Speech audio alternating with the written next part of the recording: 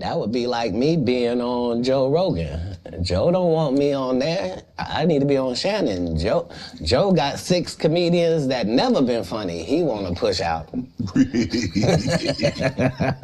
Alright, so now that it's officially December, I think it's finally safe to say that 2025 has been the most destructive year for the comedians in the so-called Rogansphere. Guys like Andrew Schultz, Tony Hinchcliffe, Bert Kreischer, Brendan Schaub, and of course Joe Rogan himself, they've all taken such a massive hit to their I would say, yeah, probably this has been their worst year, but every other year has been pretty bad. You know what I'm saying? If you subscribe to these channels, they're always cranking up a certain type of content. And it's never like, oh, Joe Rogan, people like Joe Rogan right now because of this thing, right? It's always going to be some sort of bad thing. And that's the truth, right? Nobody's saying right now, like, oh, Joe Rogan's doing pretty good. Reputations this year that literally no one takes them seriously anymore. Not just as comedians, but as people in general. Like they've all been Brendan Schaubified, so to speak, as the majority of their audiences have I think what American Redact is trying to say is that they're now locals. Brendan Schaub, for the longest, has been a locale. I think the thing about being called a locale is now you are really